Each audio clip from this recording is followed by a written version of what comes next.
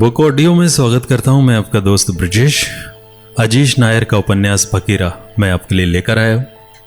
पिछले अंक में हमने जाना कि कुसुम की शादी को 3 साल गुजर गए थे और अब तक जिंदगी काफी बदल चुकी थी। शिवन एक जाना माना लेखक बन चुका था और अब दिल्ली में रहने लगा था, लेकिन कुसुम की यादें अब भी पीछा नहीं छोड़ती थी।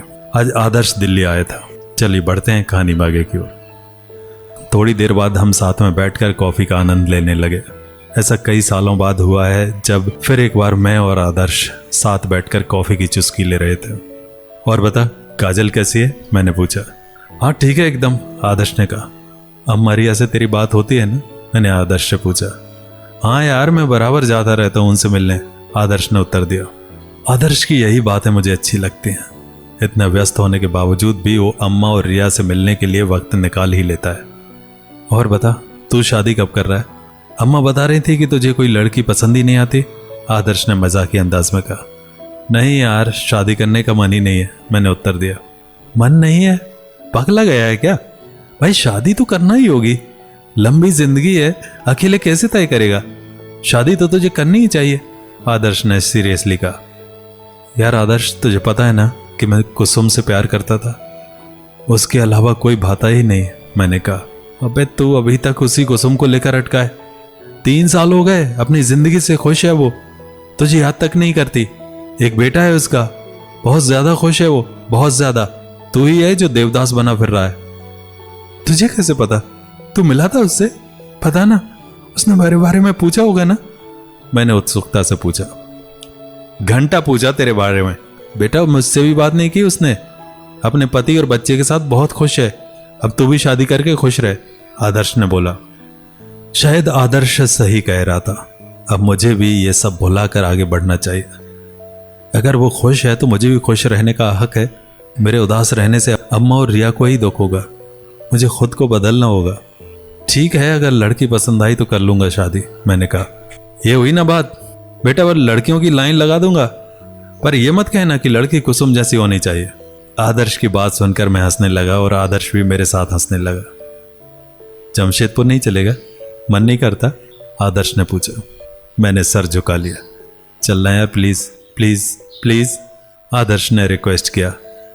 पता नहीं आदर्श इतना रिक्वेस्ट क्यों कर रहा था, पर इस बार मन कर रहा था कि एक बार जमशेदपुर जाकर घूम कर आ जाऊं। ठीक है चल, मैंने कहा। ये हुई ना बात, मैं अभी टिकट करता हूं, हम कल ही निकलते हैं। आदर्श ने फटाफट फ्लाइट का टिकट बुक किया। आदर्श बहुत ही ज्यादा खुश लग रहा था। तो तुम मुझसे ज्यादा उत्सुक है आदर्श, मैंने कहा। मेरा दोस्त कई सालों बाद घर लौट रहा है, खुशी की तो बात है ही। अम्मा और रिया से वादा करके आया था कि फकीरा और शिवन को लेकर ही वापस आऊंगा। अच्छा तो ये बात है, मैंने हंसते हुए कहा। हाँ बेटा यही बात है।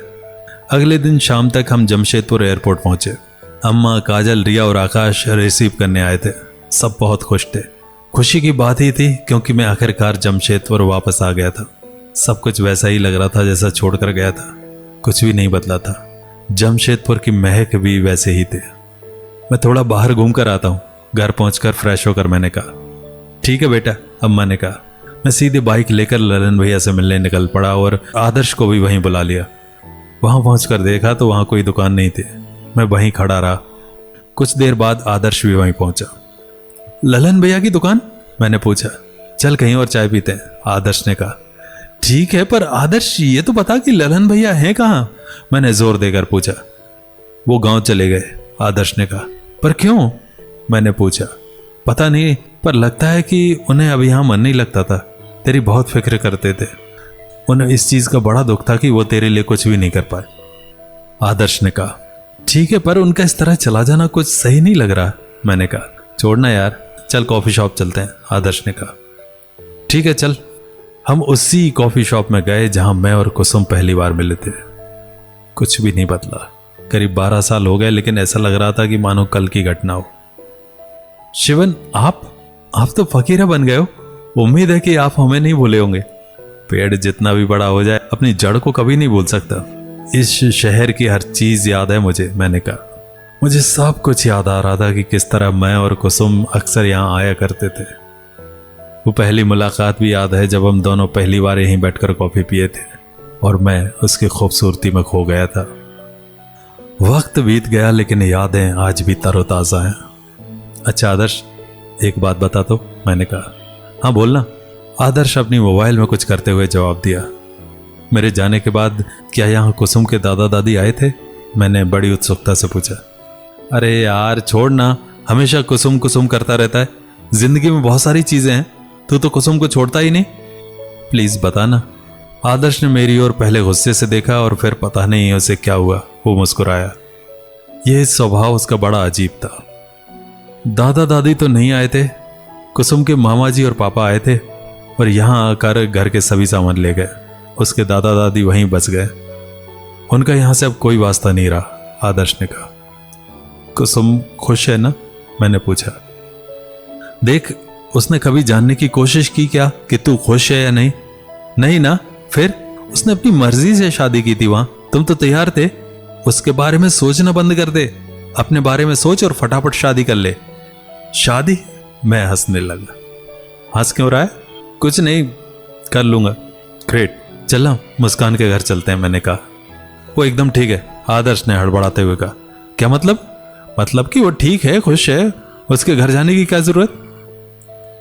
ऐसे ही मिलाते हैं, क्या पता उसे कुछ पता हो कुसुम के बारे में, मैंने कहा। फिर कुसुम?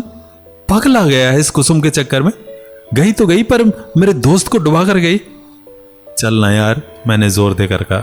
नहीं, मैं नहीं जाऊंगा मुस्कान के घर, आदर्श ने गुस्से से कहा। मैंने उसके हाथ को पकड़ा और खींचते हुए उसे ले गया। वो गुस्सा जरूर था पर विरोध नहीं कर रहा था। पता नहीं वो क्यों नहीं जाना चाह रहा था मुस्कान के घर। मुस्कान के घर का दरवाजा खुला हुआ था। मुस्कान, मुस्कान, मैंने पुकारा।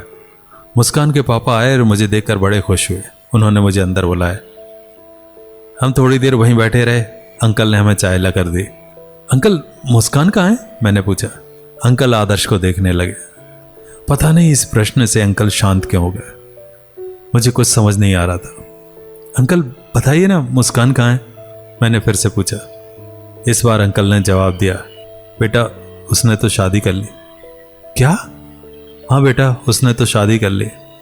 मैं कुछ देर मौन रहा, फिर मैंने कहा, अच्छी बात है, कितनी अकेली रहेगी, ठीक किया उसने। पर कौन है वो लड़का, कहाँ रहता है? फिर अंकल आदर्श को देखने लगे।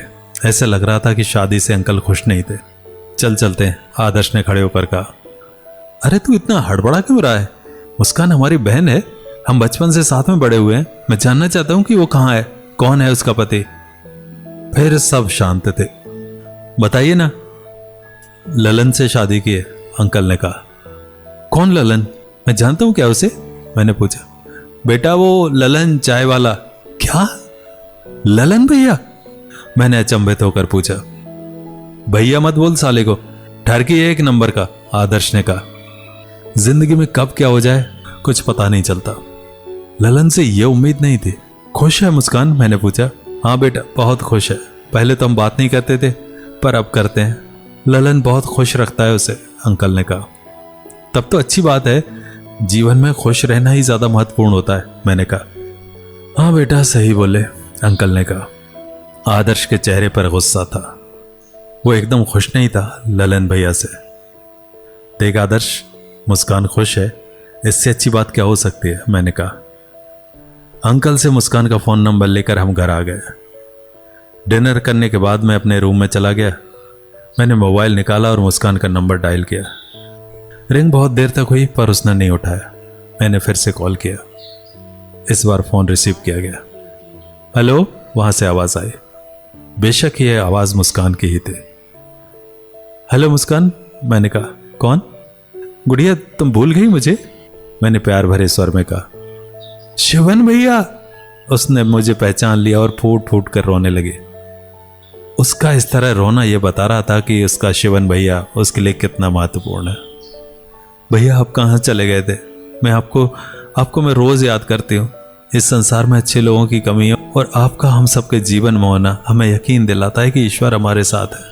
जब जब मैं और मेरा परिवार मुश्किल में फंसे, आप एक रक्षक की तरह है। भैया अब आप कहीं मत जाना हम सबको छोड़कर। मुस्कान की बातों को सुनकर मेरी आंखें भी भर आई। कौन कहता है कि अच्छे लोगों की कदर नहीं?